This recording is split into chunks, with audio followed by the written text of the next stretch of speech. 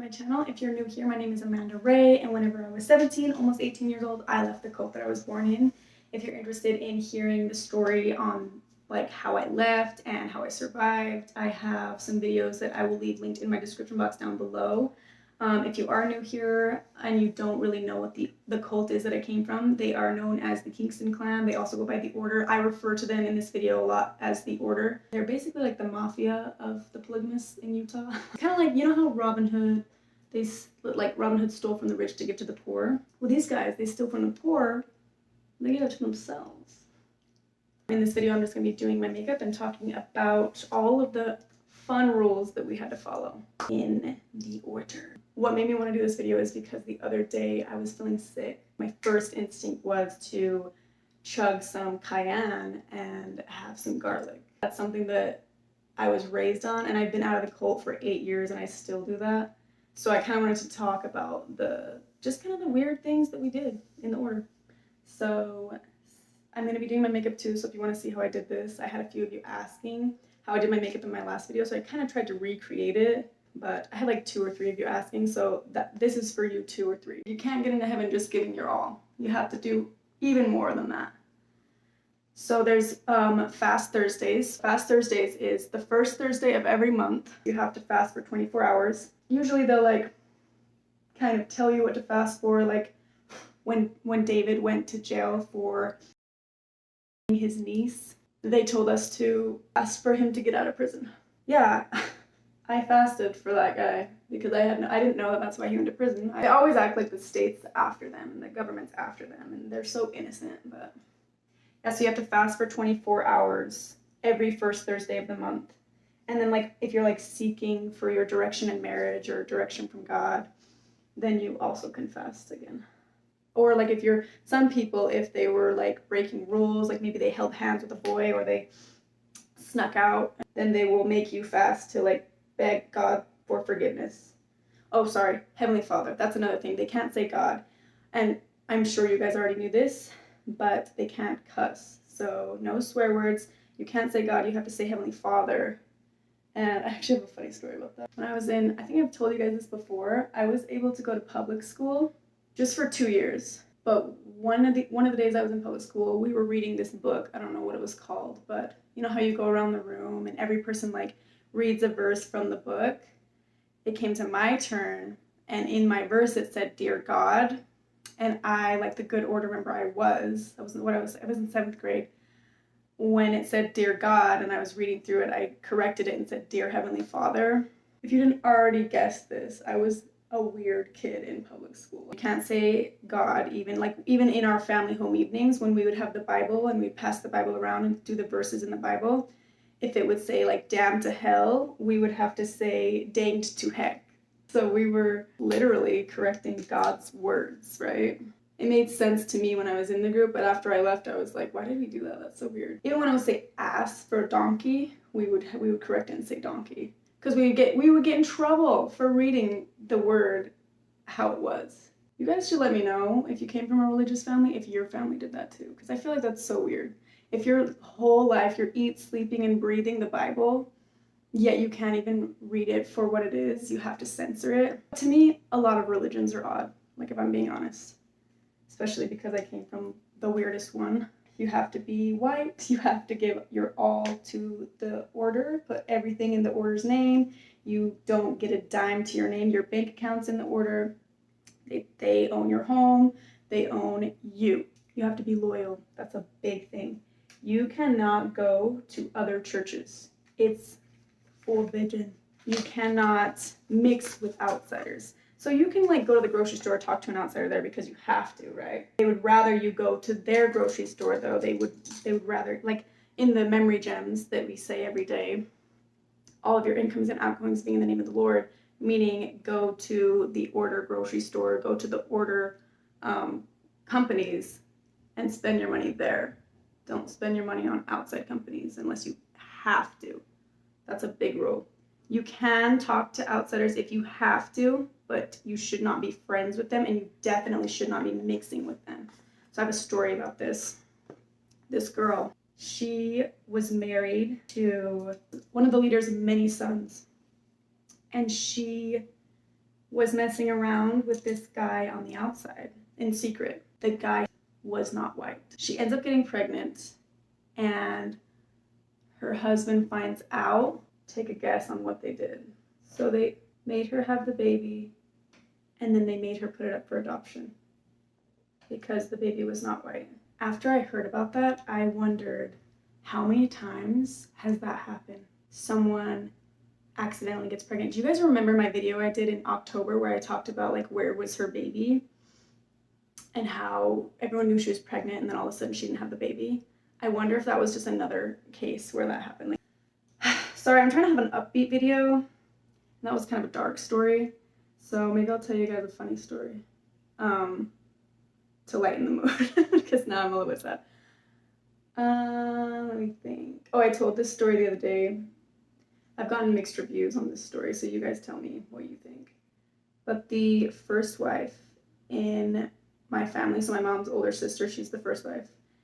She was babysitting a ton of kids. She took them all to Liberty Park in Utah. And I guess one of the moms needed the kids, but I don't know. She needed to take the kids back. She was late. So she starts rushing and grabbing all of the kids and putting them into the big play rig, into the big van. And right before she leaves, she decides to do a head count. And she realizes, as she's counting, there is one extra kid in the van. So I don't know exactly what she did. I think she grabbed the kid, put them outside, like pat them on the head and like let them go. But I thought that was so funny. Like, because usually it's like, oh, you accidentally forgot a kid. Like my mom, when she would babysit, she babysat tons of kids, and she accidentally left all the time. Accidentally would leave kids at the park. But yeah, in this case, she accidentally took too many kids.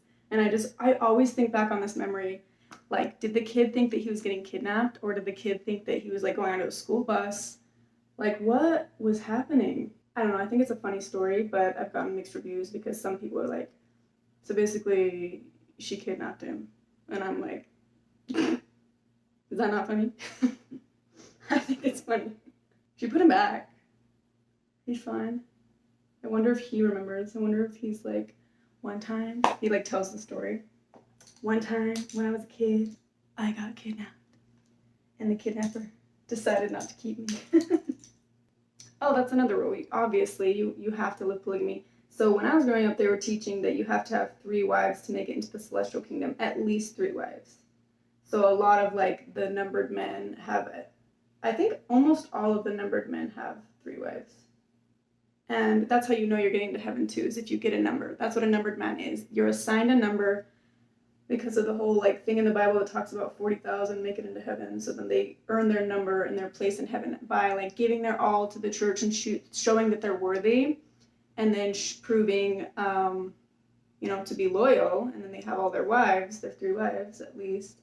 Then they get assigned a number. Like my dad's number is 36. Me talking about me for a second.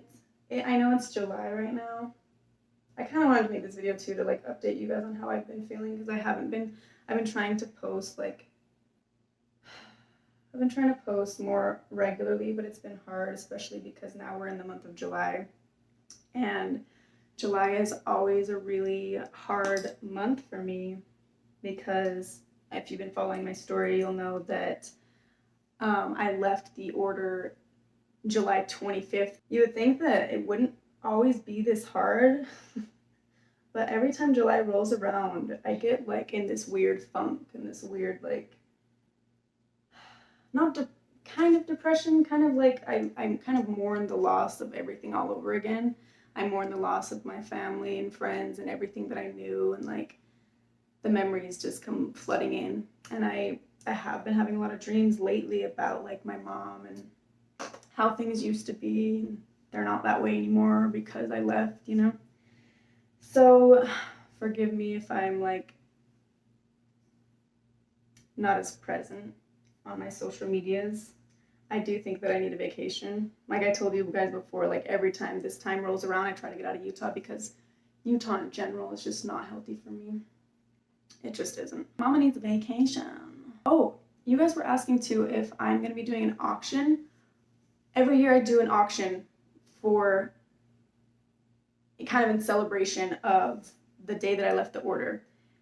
Last year we did a painting. We did 2 paintings, and I auctioned them off, and I matched the price. I'm gonna do the same thing this year. I'm gonna be painting, I think 1 painting, maybe 2. If you guys want me to, I'll do 2 again. And I'll be painting, I'm thinking a tree again, just because that's all I really know how to paint. And also I really just like what a tree represents, like growth and roots and all of that. So I think my next video is going to be my painting. Where was I going with this? Oh, okay, yeah, so you have to live polygamy. You should be having a baby every year after you get married. Like, women have so many more rules than men. No dating, no pairing off, no kissing until your wedding day, no holding hands until you're engaged. You can't even like hug unless it's like your dad, if it's the opposite sex. What they would tell me in school, in Sunday school, was you have this present as a woman. We have this present that we're trying to save for our husband on our wedding day. And every time you flirt with a guy or message a guy, you're tearing that present. And by the time you're married, you want that present to not be, you want to give him a present, so why would you tear up that present and then he has nothing? And I remember asking, and I got in trouble for this, what if you're getting married to someone who already has 3 wives and like 5 kids? Where's my present? That was my point. Like, what are we getting out of this? So basically, we have to sacrifice everything for this man that's not doing the same. Cool story. Hate that for me. But like, this is why a lot of rumors spread around about me when I was young, because I would question all the time. And every time people start to question or like stand up for their beliefs in the group, all of a sudden, like overnight, all these rumors would be spreading around. Like, my biggest rumor that people would spread was that I would run around and kiss black men. Every black man that I saw, I would run and kiss them. I don't know where they came up with that, but like, it really made people not want to hang around me because they would act like I had some kind of disease. And at this time I had never even kissed anyone, but like, they would make up all kinds of rumors just to make so that people wouldn't trust me or trust my opinions and stuff. And in my opinion, this is just me talking, but only like 2% of people leave cults like these. And to be a proud member of that 2% category, like, honestly, every day I'm so grateful that I left. And every day I wonder how did I do it? Like, how did I just know? Because there was a point in my life where I was like, I am going to leave the order. I don't know how, but I will leave. And I was like that for 4 years. I didn't know how I was going to do it, but I knew I was going to leave. And I had run away multiple times. It wasn't like I was just sitting there praying that I was going to get out. I was like trying in every way that I knew how to get out. And I knew that one day I would be exposing them. I did. I didn't know how, but like, as soon as I got outside, I got on TV and I started exposing them for what they are. I don't regret any of it. I do wish that I wouldn't have been afraid in the group. I wish I wouldn't have been so afraid to voice my opinion. Like, a lot of people probably thought that I voiced it too much, but there was times where they did beat me down and make me afraid to share my opinion and to share with like my friends how I felt. But anyways, I forgot. I'm trying to tell you guys how to be good order members. That's the whole point of this video, is to kind of show you the weird rules that we had. So I think you guys already know this. No alcohol, no tattoos, no coffee. You can gamble. I always thought that was weird, that was the one thing that they all, like, they own casinos and stuff. I don't know, they like gambling. And I do too. Like, I was raised on poker, Texas Hold'em. Like, I knew how to burn and turn when I was 7. There's so many more rules, but I'm basically done with my makeup, so. Oh, I forgot to talk about comfrey. I've already talked about this multiple times, but comfrey, you should not be drinking comfrey.